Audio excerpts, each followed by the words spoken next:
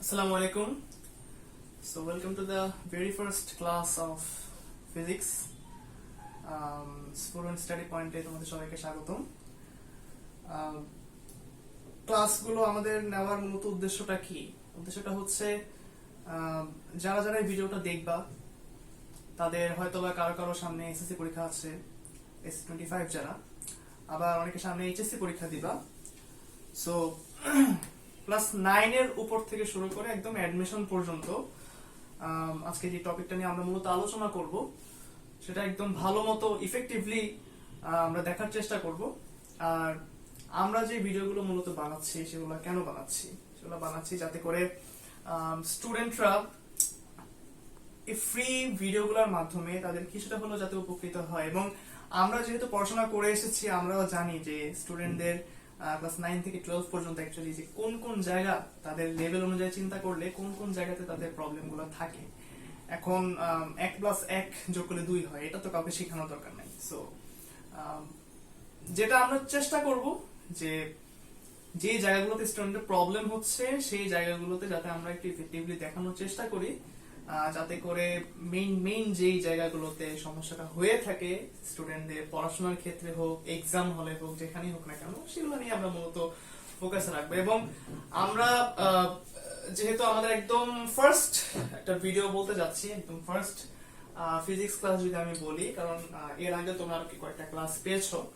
So স্ফুরণের সাথে physics ক্লাসের যে ফার্স্ট ক্লাসে আমি যে টপিকটা মনে হয়েছে যে তোমাদের সাথে আলোচনা করা দরকার, সেটা আমাদের এসএসসি লেভেলও আছে। এসএসসি লেভেলে খুব বেশি নাই, কিছুটা আছে, এন্ড বাকিটা হচ্ছে আমাদের ইন্টার লেভেলে আছে। সো সেই টপিকটা হচ্ছে মূলত আমাদের ঘর্ষণ। এটা ফিজিক্স ফার্স্ট পেপারে আছে। আমরা যদি এসএসসি কথা বলি তাহলে বলের যেই টপিকটা আছে বা চ্যাপ্টারটা আছে সেখানে অনেক বড় একটা আলোচনা আছে আমাদের ঘর্ষণ নিয়ে। আর ইন্টারমিডিয়েট লেভেলেও ঘর্ষণ নিয়ে তো আরো অনেক কিছু আছে। সো সেই ঘর্ষণ নিয়ে যদি আমরা একটু কথা বলতে চাই, সেই ঘর্ষণটা অ্যাকচুয়ালি কি? ঘর্ষণটা নিয়ে আমরা সবাই কম বেশি পরিচিত। ঘর্ষণটা কি? ঘর্ষণটা হচ্ছে কাইন্ড অফ এমন কিছু যা কোনো গতিশীল বস্তুকে বাধা দেয়। কোত্থেকে? বিপরীত দিক থেকে। কিভাবে বাধা দেয়? আমরা যদি একটু প্র্যাকটিক্যালি চিন্তা করি, বা আমরা তো আশেপাশে যদি ভিজুয়ালাইজেশনের মাধ্যমে ব্যাপারটা বুঝতে চাই যে কি হয় অ্যাকচুয়ালি, যে আমরা যখন দেখি যে একটা ফুটবল মাঠে কি করে, ফুটবল মাঠে আমরা যখন কিক করি তখন সেটা কিছু দূর যায়। লাইক আমি যদি একটা ফুটবল এঁকেই দেখানোর চেষ্টা করি, এটা মনে করি যে একটা সমতল একটা মাঠ হতে পারে, যে কোনো একটা জায়গা হতে পারে, সেখানে আকার সুবিধার্থে আমি যদি মনে করি এটাই হচ্ছে কি আমার সেই ফুটবল, এটা একটা ফুটবল। এখন আমি কি করলাম, বা তোমাদের মধ্যে কেউ একজন কি করলো, এই ফুটবলটাকে এখান থেকে সে কিক করে। এখানে কেউ একজন আছে, সেই ফুটবলটাকে কিক করে কিভাবে? এখানে সে কিছুটা বল প্রয়োগ করে, তাই না? বল প্রয়োগ করার ফলে এই ফুটবলটা ফার্স্টে আমাদের কি ছিল, is equal to 0 metre per second. That means কি, আদি বেগটা 0 ছিল, স্থির অবস্থায় ছিল। স্থির অবস্থা থেকে সে কিছু দূর যাবে, কিছু দূর গিয়ে আমি মনে করি ফুটবলটা এই পর্যন্ত আসলো। এই পর্যন্ত ফুটবলটা এসে কি করে, এখান দিয়ে সে যখন যাচ্ছিল v is equal to v বেগে, শেষ পর্যন্ত এসে v is equal to 0 metre per second হয়ে যাচ্ছে। মানে ফুটবলটা থেমে যাচ্ছে। যে থেমে কেন যায়? আমরা যদি নিউটনের একদম কি বলে, নিউটনের একদম ফার্স্ট ল যদি আমরা বলি, ফার্স্ট লতে কি ছিল? নিউটনের ফার্স্ট লতে কি ছিল? ছিল যে বাহ্যিক বল যদি কখনো প্রয়োগ করা না হয়, তাহলে যে বস্তুটা কোন একটা জায়গায় স্থির ছিল সে আজীবন সেখানে স্থির থাকবে। আর সমবেগে গতিশীল কোন বস্তু সারা জীবন সমবেগে চলতে থাকবে। মানে গতিশীল বস্তু সবসময় গতিশীল বস্তু সেই বেগটা নিয়ে মূলত চলতে থাকবে এবং সমবেগে চলতে থাকবে। আরেকটা টপিক ছিল যে সমবেগে সরল রেখায় চলে। সরল রেখায় কেন চলবে? কারণ যদি কোনো ধরনের কোনো বল প্রয়োগ করা না হয়, তাহলে তার যে ডিরেকশন, যেমন এই ফুটবলটার ক্ষেত্রে যদি বাহ্যিক ভাবে কোনো না কোনো অ্যাঙ্গেল থেকে কোনো ধরনের কোনো বল বা এফ যেটাকে আমরা বলতেছি প্রয়োগ করা না হয়, তাহলে সেক্ষেত্রে কি হয়, বলটা তার ডিরেকশন চেঞ্জ করে না। বলটা এই ডিরেকশনে যাচ্ছিল, এই ডিরেকশনে সেই যাবে, সে কিন্তু এইদিকে বা এইদিকে যাবে না। এজন্যই নিউটন মূলত বলেছিল যে সরল রেখায় সবসময় সেটা চলতে থাকবে। আচ্ছা, আমরা সরলরেখার দিকে না যাই, আমরা ঘর্ষণের দিকে ছিলাম, যে বলটা এখানে গিয়ে থেমে যাচ্ছে। কেন থেমে যায়?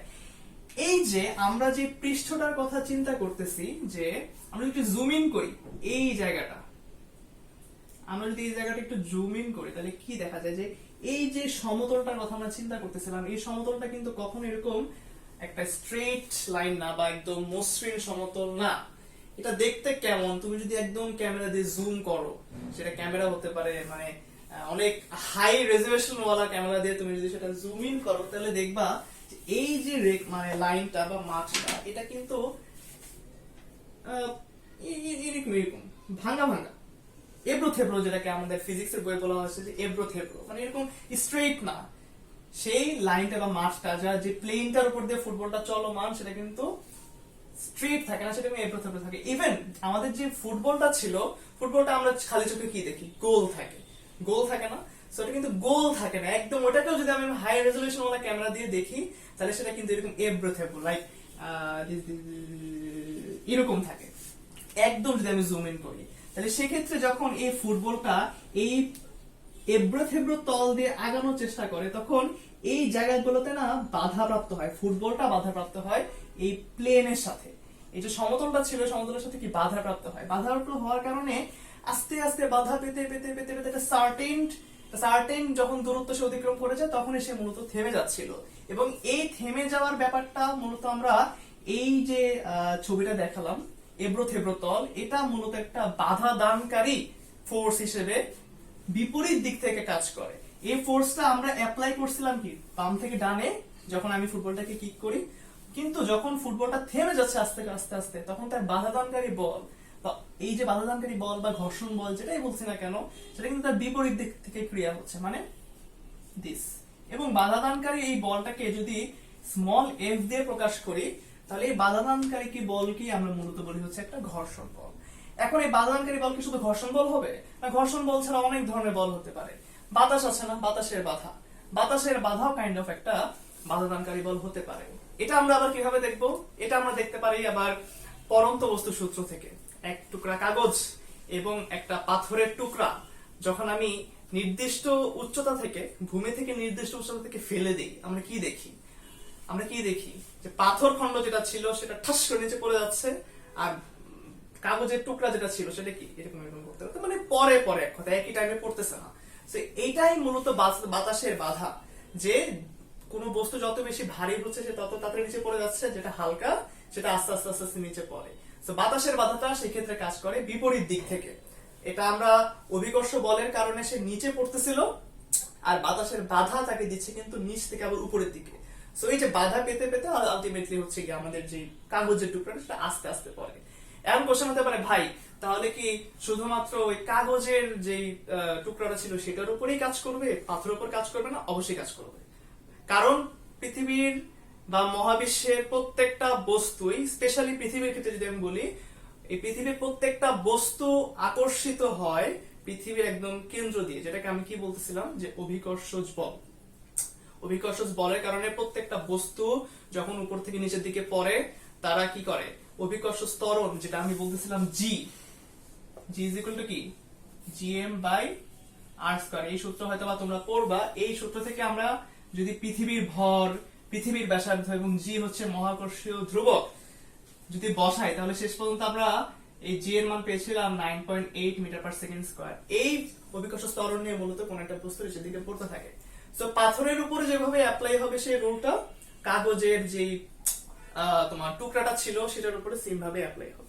সো বাধাদানকারী বলগুলো মূলত এইভাবে কাজ করে যে বিপরীত দিক থেকে বাধা দেয়। আমরা কোন একটা ডিরেকশনে কোনো ফোর্স অ্যাপ্লাই করব, এট দ্য সেম টাইম ওই ফোর্সটা আমাদেরকে বিপরীত দিকে বাধাদানকারী বল দেবে। এই জিনিসটা আমরা যখন হাঁটি, যেমন আমি তোমাদের ক্লাস নিচ্ছি, আমি অবশ্যই কোনো একটা জায়গার উপর দাঁড়ায় আছি না? তা আমি হাঁটি, আমি যদি এখানে হাঁটি, আমি কেন হাঁটি, আমি কিভাবে হাঁটতেছি, আমি কেন পৃথিবীর ভিতরে ঢুকি না? পৃথিবী যদি প্রত্যেকটা মানুষকে বা প্রত্যেকটা বস্তুকে, অবশ্যই মানুষ এখানে বস্তু হিসেবে গণ্য হবে পৃথিবীর ক্ষেত্রে, যে তাদেরকে যে নিচের দিকে আকর্ষণ করেন, তাদের কেন্দ্রের দিকে আকর্ষণ করে, দ্যাট মিনস এটা যদি একটা পৃথিবী হয় এবং এই পৃথিবীর উপর এই যে আমি তাওসিফ ভাইয়া যদি থাকি, তাহলে তাওসিফ ভাইয়াকে তো অবশ্যই পৃথিবী কি কেন্দ্রের দিকে আকর্ষণ করতেছে না? এফ এটিটি যদি আমি বলি অ্যাট্রাকশন, আকর্ষণ করতেছে, তাহলে আমার তো নিচে ডুবে যাওয়ার কথা, আমিও তো হাঁটতেছি, কিন্তু এটা হচ্ছে না কেন? কারণ আমি যখন পৃথিবীর পৃষ্ঠে, যেমন কিভাবে আর কি, আমি যখন পৃথিবীর পৃষ্ঠে হাঁটি, পৃথিবীর পৃষ্ঠে যখন আমি হাঁটি, এই যে কেউ একজন এখানে হাঁটতেছে, কি একজন এখানে কি করতেছে, এই যে হাঁটতেছে, তো সে আলটিমেটলি কি পৃথিবীর দিকে সে বল প্রয়োগ করতেছে না? এই যে আমি যখন মাটিতে পাড়া দিচ্ছি, তার মানে কি পৃথিবীর দিকে আমি পায়ের মাধ্যমে আমি কিছু ফোর্স অ্যাপ্লাই করতেছি। এবং এট দ্য সেম টাইম পৃথিবী তখন কি করে, পৃথিবী আমাদেরকে তার বিপরীত দিকে বাধা দেয়, বাধা দেওয়ার কারণে মূলত আমরা এই যে নিউটনের থার্ড লতে কি বলে যে প্রত্যেক ক্রিয়ার একটি সমান এবং বিপরীত প্রতিক্রিয়া থাকে, বিপরীত প্রতিক্রিয়ার কারণে মূলত আমরা যখন পৃথিবীর দিকে নিজেকে বল অ্যাপ্লাই করে সামনের দিকে আগ বাড়াতে যাই, মানে আমরা যখন কদম ফেলি আর কি এক কথায়, তখন যেই বলে আমি পৃথিবীর দিকে নিজের ফোর্সটা অ্যাপ্লাই করতেছি, যদি F1 হয়, পৃথিবীও এই যে এদিকে মনে করো যে পৃথিবী, এদিকে মনে করো পৃথিবী, তো পৃথিবীও তখন আমাদের দিকে এই সেম ফোর্স পরিমাণ অপোজিট ডিরেকশন থেকে একটা বল দেয়, এবং তখন আমরা বলি যে এই বলদ্বয় সমান এবং বিপরীতমুখী হয়, এই বলদ্বয় কি হয়, সমান এবং বিপরীতমুখী হয়। তারপর এই সেম জিনিসগুলো যখন আমরা কোনো দেয়ালে বল নিক্ষেপ করি, একটা ছোটখাটো বল দিয়ে নিক্ষেপ করি, সেটা আমার দিকে ফিরে আসে, সেখানেও সেম কাহিনী হয়, যে বলে নিক্ষেপ করতেছিলাম সেই বলে সে আমার দিকে ফেরত আসার পরে কেন ফেরত আসে, যে দেয়ালও তাকে একটা বাধা দানকারী, একটা বিপরীত মুখে একটা বল দেয়, সো ওইখানে সে কিন্তু বাধা পাচ্ছে, বাধা পেয়ে আমার কাছে ফিরে আসতেছে। সো এই যে দুনিয়াতে যত ধরনের বাধা ব্যাঘাতের জিনিসপত্র আমরা বলতেছি, যে এখানে বাধা আছে, বিপত্তি আছে, সেই বাধাগুলোকে মূলত ফিজিক্সে এই যে ঘর্ষণ দিয়ে অনেক ভালো মতো ডিফাইন করে, যে ঘর্ষণ কোন একটা বস্তুর উপর খুব ভালো মতো অ্যাপ্লাই হওয়ার কারণে মূলত আমাদের এই সিনারিও গুলো দেখা যায়, বিপরীতমুখী বল হিসেবে কাজ করে, এবং তারা কোন একটা বস্তুকে বাধা দিয়ে বস্তুর ইভেন বেগও শূন্য করে দিতে পারে।